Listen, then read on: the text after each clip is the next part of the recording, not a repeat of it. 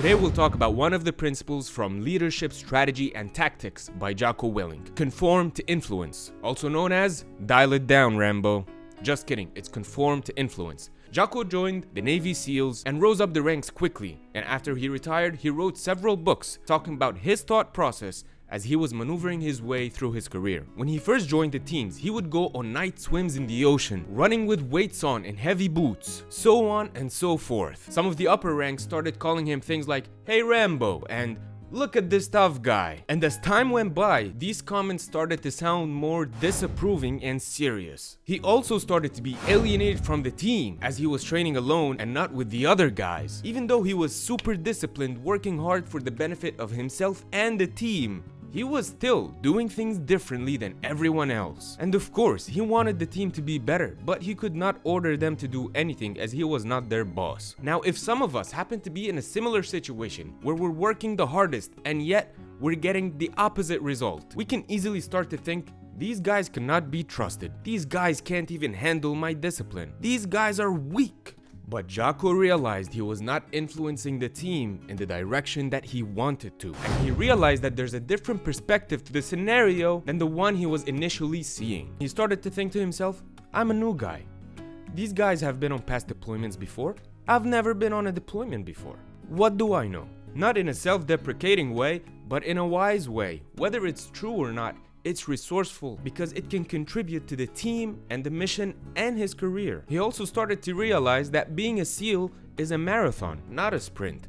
And all the wear and tear on the joints is not gonna last and sustain in the long run. Things had to change. He had to change his attitude. He had to become one of the team, gain the trust of the guys. And he has to create strong bonds and relationships. This doesn't mean he gave up his principles, it means he prioritized his goals and the mission over his ego, which is actually another principle that we can expand on in a different video called prioritize, then execute. You may have noticed that sometimes in life we get jumbled up in execution and taking action without really taking a deep breath and prioritizing first. But anyway, I digress. So with his newfound attitude and avoiding demonstrating contrast between him and the team members, he began to influence them.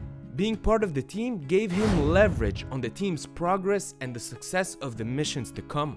Practicing these principles continuously is one of the important factors that made Jocko rise up the ranks quickly in the SEALs teams. So to recap this little story in a form of a question, is it more resourceful to think, these guys aren't strong enough, ego speaking, or I have to find a way to influence them, purpose speaking? Here's another inspiring story from a different time and a different country. You may or may not know former president of Egypt, Anwar El-Sadat, known for creating unprecedented peace truce between Egypt and Israel, two countries that have been in an intense conflict for decades. While that may sound lovely, let me tell you that it didn't come that easy. As a young man, he learned a unique process while he was imprisoned in Cairo's Central Prison by the British.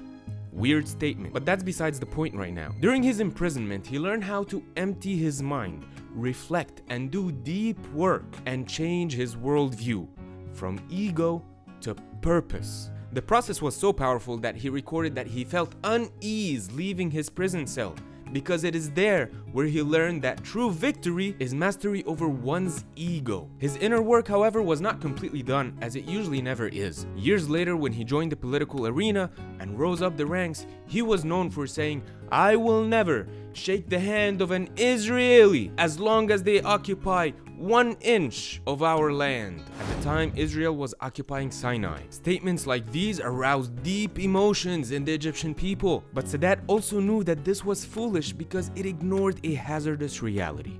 And so, he re-scripted himself the same way he learned in prison. As time passes, Sadat, however, rose up the ranks and became president of Egypt. And one of the very important things he did was visited Jerusalem and opened up one of the most uncommon peace movement in the history of the world, and effectively saving thousands of lives compared to the previous years of unproductive wars.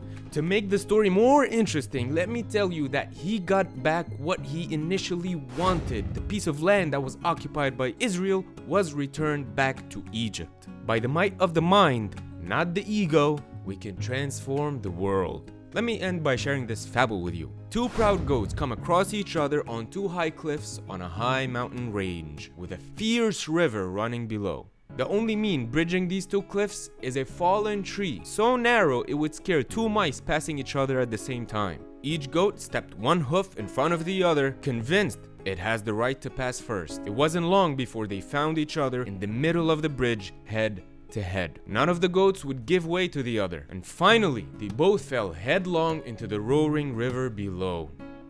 The point of the story is, it's better to yield than to fall into your misfortune through stubbornness. Rather, prioritize and execute. So if you found this video informative, I'm sure you will love my interpretation of 12 Rules for Life by Jordan Peterson. Peace.